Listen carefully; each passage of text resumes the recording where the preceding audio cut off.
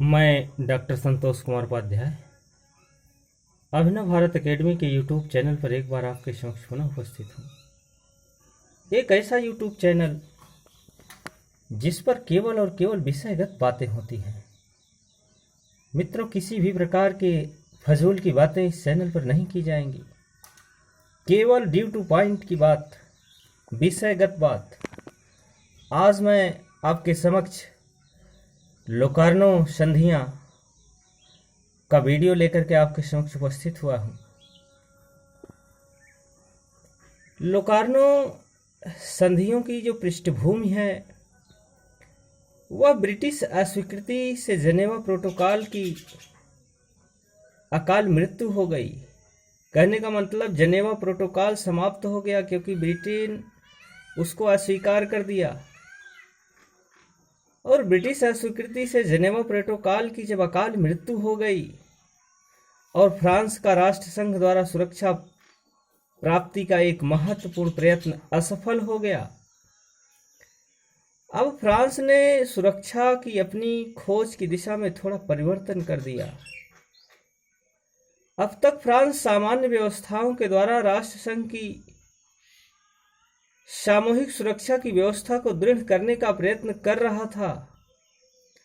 अब उसने प्रादेशिक समझौतों, रीजनल अरेंजमेंट्स के द्वारा सामूहिक सुरक्षा व्यवस्था को दृढ़ करने का प्रयत्न किया। लोकार्नो संधियां इसी प्रयत्न का परिणाम थी। तत्कालीन परिस्थितियां भी इस प्रकार के समझौते के लिए अनुकूल थी। जेनेवा प्रोटोकॉल ने असफल होते हुए भी मित्र राष्ट्रों के बीच भाईचारे की भावना को बढ़ा दिया था और वे इस बात से सहमत हो गए थे कि यूरोपीय शांति को भंग करने वाले मुख्य खतरों के विरुद्ध कोई न कोई व्यवस्था आवश्यक है। इस समय तक डावेस योजना के कारण क्षतिपूर्ति की समस्या पर समझौता हो चुका था और ब्रिटेन के रुख से निराश होकर फ्रांस जर्मनी से समझौता करने को उत्सुक था। सन 1922 की राफेलो संधि ने रूस और जर्मनी की गुटबंदी की संभावना उत्पन्न कर दी थी, जिससे ब्रिटेन भी चिंतित हो उठा था और फ्रांस के साथ सहयोग करने को तैयार था। सौभाग्य से तत्कालीन फ्रांसीसी विदेश मंत्री ब्रुआ, ब्रिटिश विदेश मंत्री चैम्बरलेन तथा जर्मन विदेश मंत्री गुस्टाव स्टेटमान तीनों ही ऐसे व्यक्ति थे जो समझौते की नीति में विश्वास रखते थे। लोकार्नो संधियां की मुख्य बात फ्रांसीसी जर्मन सीमा की सुरक्षा का विशेष आश्वासन थी। इसका प्रस्ताव मूलतः सन 1922 में जर्मनी की ओर से आया था, परंतु उस समय यह प्रस्ताव फ्रांस की अपेक्षा जर्मनी के लिए अधिक लाभदायक था, क्योंकि उस समय फ्रांस पर जर्मन आक्रमण की अपेक्षा जर्मनी पर फ्रेंच आक्रमण की अधिक संभावना थी। सन 1922 में फ्रांस में उग्रतावादी प्यावाकोर सत्तारूढ़ थे और उन्होंने जर्मनी के इस प्रस्ताव को कि जर्मनी और फ्रांस ब्रिटेन और बेल्जियम के साथ इस बात की प्रतिज्ञा करें कि वे एक पीढ़ी तक एक दूसरे के विरुद्ध युद्ध प्रारंभ नहीं करेंगे, एक भौंडी चाल और घाटे का सौदा कहकर ठुकरा दिया था। परंतु जर्मन सरकार इस प्रस्ताव को दोहराती रही और सन 1925 में परिवर्तित परिस्थितियों में फ्रांस तथा ब्रिटेन ने जर्मनी के प्रस्ताव का स्वागत किया। परिणाम स्वरूप 1 अक्टूबर से 16 अक्टूबर 1925 तक तीनों देशों के विदेश मंत्रियों ने स्विट्जरलैंड के लोकार्नो नामक नगर में वार्ताएं की, जिसके फलस्वरूप लोकार्नो संधियों पर हस्ताक्षर हुए। इन वार्ताओं में इटली, बेल्जियम, चेकोस्लोवाकिया और पोलैंड के प्रतिनिधियों ने भी भाग लिया। वार्ता के दौरान सम्मेलन के सम्मुख अनेक कठिनाइयां भी आईं, परंतु अंततः सभी के समाधान खोज लिया गया। पहला, जर्मनी ने यह शर्त रखी कि उसे बिना शर्त राष्ट्रसंघ का सदस्य बना लिया जाए, यह बात मान ली जाए। दूसरा, सन 1922 में उसने रूस से राफेलो की संधि की थी। जर्मनी को भय था कि राष्ट्रसंघ का सदस्य बनने के बाद ऐसा अवसर आ सकता है जब 16वें अनुच्छेद के अधीन उससे रूस के विरुद्ध सैनिक कार्रवाई में भाग लेने के लिए कहा जाए, जो कि राफेलो की संधि के विरुद्ध होगा। इस कठिनाई का हल अन्य शक्तियों ने जर्मन को एक पत्र द्वारा किया, जिसमें कहा गया था कि राष्ट्रसंघ का सदस्य होने पर जर्मनी अपनी सैनिक दशा और भौगोलिक अवस्था के अनुरूप राष्ट्रसंघ पर संविदा को क्रियान्वित करने में सहयोग देगा। वर्साय की संधि के द्वारा जर्मनी को एक बड़ी सीमा तक निशस्त्र कर दिया गया था। अतः इस पत्र का अर्थ यह निकाला गया कि जर्मनी से राष्ट्रसंघ संविदा को क्रियान्वित करने के लिए सैनिक कार्यवाही करने को नहीं कहा जाएगा। तीसरा, जर्मनी वर्साय की संधि द्वारा निश्चित अपनी पश्चिमी सीमा की गारंटी देने को तैयार था, परंतु पूर्वी सीमा की नहीं। इस कठिनाई को हल करने के लिए यह व्यवस्था की गई कि जर्मनी की पूर्व सीमा के लिए जर्मनी और पोलैंड तथा जर्मनी और चेकोस्लोवाकिया के बीच मध्यस्थता संधियां की जाएं, जिसके द्वारा पूर्वी सीमा संबंधी सभी विवादों की पंच निर्णय के लिए रखने की व्यवस्था की जाए। लोकार्नो सम्मेलन में कुल 7 संधियां की गई, जिनमें से पहली संधि जर्मनी, फ्रांस, ब्रिटेन, बेल्जियम और इटली के बीच हुई और पारस्परिक गारंटी संधि ट्रीटी ऑफ म्यूचुअल गारंटी कहलाई। यह संधि लोकार्नो सम्मेलन की सर्वाधिक महत्वपूर्ण संधि थी। इसे राइनलैंड समझौता और लोकार्नो संधि भी कहा जाता है। इसके द्वारा पांचों शक्तियों ने वर्साय की संधि द्वारा निर्धारित जर्मनी, बेल्जियम और फ्रांस की सेनाओं और राइन प्रदेश के विसैन्यीकरण संबंधी व्यवस्थाओं का पालन का वचन दिया। दूसरा, जर्मनी, बेल्जियम और फ्रांस ने यह वचन दिया कि 3 अवस्थाओं को छोड़कर अन्य सभी अवस्थाओं में न तो एक दूसरे के विरुद्ध युद्ध छेड़ेंगे और न आक्रमण करेंगे। ये 3 अवस्थाएं क्या थी? पहला, न्यायपूर्ण आत्मरक्षा का सवाल था। दूसरा, विसैन्यीकरण की व्यवस्था का ज्वलंत उल्लंघन का प्रश्न था। तीसरा, राष्ट्रसंघ द्वारा आदिष्ट सैनिक कार्यवाही की बात रखी गई। तीसरे, 5 राज्यों ने पारस्परिक विवादों को शांतिपूर्ण उपायों से हल करने और संधि का उल्लंघन करने वालों राज्य के विरुद्ध सम्मिलित कार्रवाई करने का निश्चय किया।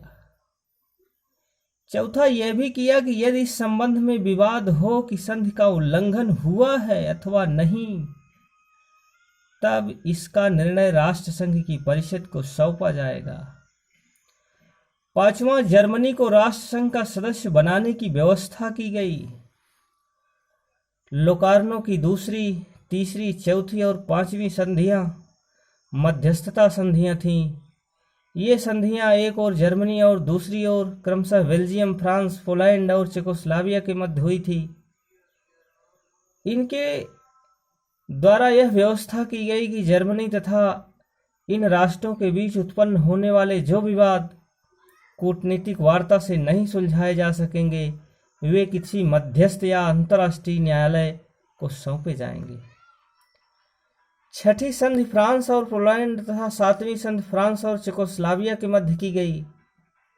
ये पारस्परिक सहायता सुरक्षा संधियां थीं, जिसके द्वारा हस्ताक्षरकर्ताओं ने जर्मन आक्रमण की दशा में परस्पर सहायता का वचन दिया। 1 दिसंबर 1925 को सब संधियों पर लंदन ने विधिवत हस्ताक्षर कर दिए गए। लोकार्नो संधियों के कुछ गुण भी थे। लोकार्नो संधियों का ब्रिटेन, फ्रांस और जर्मनी में बड़े उत्साह से स्वागत किया गया था। चेम्बरलेन ने गर्व से कहा था कि लोकार्नो युद्ध के वर्षों और शांति के वर्षों के बीच वास्तविक विभाजक रेखा को अंकित करता है। ब्रिया का मत है कि लोकार्नो से एक नए युग का प्रारंभ होता है। यह जर्मनी की शांति है, यह फ्रांस के लिए शांति है। इससे इतिहास के पृष्ठों को काला करने वाले भयंकर एवं रक्त रंजित संघर्षों की एक सुदीर्घ श्रृंखला का अंत होता है। राइफलों, मशीन गनों और तोपों का जमाना लद गया। ये अब समझौते, मध्यस्थता और शांति के लिए मार्ग प्रशस्त कर रही है। स्टेटमान ने इसमें यूरोपीय एकता के दर्शन किए थे। उसने कहा, हम सभी अपने अपने देशों के नागरिक हैं, लेकिन हम लोग यूरोप के भी नागरिक हैं। हम लोगों को समूचे यूरोप के लिए बोलने का अधिकार है। इसमें कोई संदेह नहीं कि लोकार्नो संधियां यूरोपीय इतिहास की एक अत्यंत महत्वपूर्ण घटना है। पहला, इसने फ्रांस और जर्मनी के मध्य शत्रुता के एक बड़े कारण को नष्ट कर दिया। इसके द्वारा जर्मनी ने आल्सेस लोरेन पर फ्रांस की प्रभुसत्ता को स्वीकार कर लिया, जिससे फ्रांस एक बड़ी सीमा तक जर्मनी के इरादों के प्रति आश्वस्त हो गया। दूसरा, युद्ध के बाद यह पहला अवसर था जब मित्र राष्ट्रों ने जर्मनी से समानता के आधार पर बातचीत की। लोकार्नो में जर्मनी को अंतर्राष्ट्रीय समाज से पुनः सम्मानित स्थान प्राप्त हो गया। इस प्रकार एक प्रकार से लोकार्नो सम्मेलन ने पेरिस शांति सम्मेलन के अधूरे कार्यों को पूरा कर दिया। तीसरा, यह युद्ध के बाद प्रथम संधि थी जो जर्मनी पर आरोपित नहीं की गई थी, वरन जिसे उसने स्वेच्छा से स्वीकार किया था।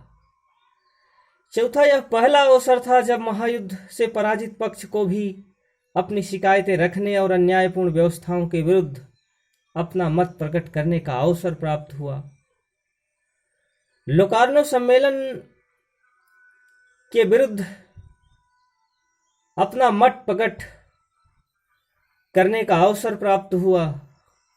लोकार्नो सम्मेलन को पेरिस शांति सम्मेलन के समान एक विजेता गोष्ठी नहीं कहा जा सकता। पांचवा, जैसा E.H. कार का मत है कि युद्ध के बाद पहली बार उसने फ्रांस और जर्मनी की आवश्यकताओं के बीच न्यायोचित और निष्पक्ष संतुलन स्थापित किया।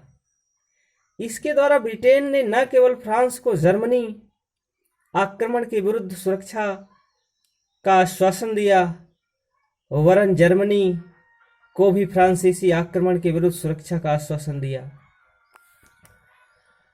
छठा, इसने फ्रांस, ब्रिटेन और जर्मनी के सहयोग के एक नवयुग को प्रारंभ किया।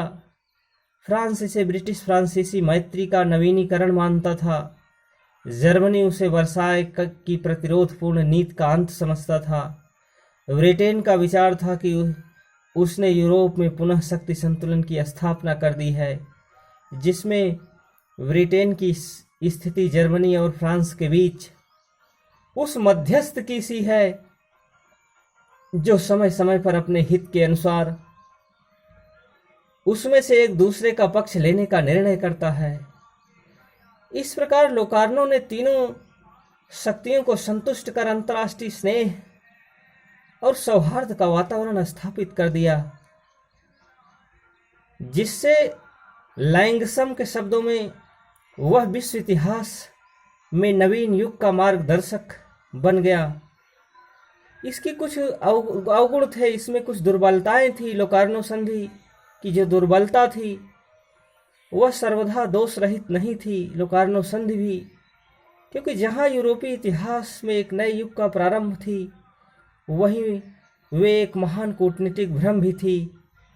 क्योंकि पहला दुर्बलता उसमें यह थी कि उन्होंने जर्मनी की पूरी सीमा के प्रश्न को न केवल हल नहीं किया, वरन और भी असंतोषजनक बना दिया।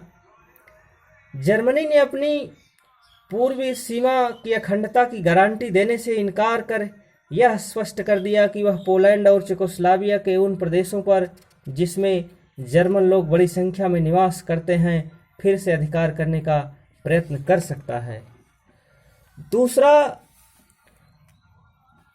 यह था कि अंततोगत्ता लोकार्नो संधि से वर्साय संधि और अनुबंध पत्र दोनों को ही हानि पहुंची।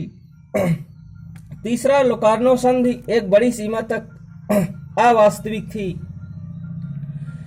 चौथा, सोवियत रूस को इस सम्मेलन में आमंत्रित नहीं किया गया था, अतः उसके मन में पश्चिमी सीमा के इरादों की प्रशंका उत्पन्न हो गई। पांचवा, इसमें फ्रांस और उसके मित्र पोलैंड चेकोस्लोवाकिया के बीच मनोमालिन्य उत्पन्न हो गया था, और जिसके कारण लोकार्नो का जो व्यवहारिक परिणाम है वह अंतर्राष्ट्रीय सहयोग और सौहार्द की भावना को आगे बढ़ाया, और वहां से अनेक दुखद परिणाम भी हुए। जर्मनी को राष्ट्रसंघ की परिषद का स्थायी स्थान देने के प्रश्न पर एक संकट उठ खड़ा हुआ। पोलैंड, स्पेन, ब्राजील और चीन ने भी अस्थायी स्थान की मांग की, और ब्राजील ने इस प्रश्न पर राष्ट्रसंघ का परित्याग कर दिया। फ्रांस द्वारा इस विवाद में पोलैंड के पक्ष देने से जर्मनी पुनः सशंकित हो उठा, और उसने 24 अप्रैल 1926 को रूस के साथ एक अनाक्रमण समझौता कर लिया। इस तरीके से लोकार्नो संधि का महत्व भी है। इन सब दोषों के बावजूद इसमें संदेह नहीं कि लोकार्नो संधि ने यूरोप में शांति और सौहार्द की स्थापना में बहुत योग दिया।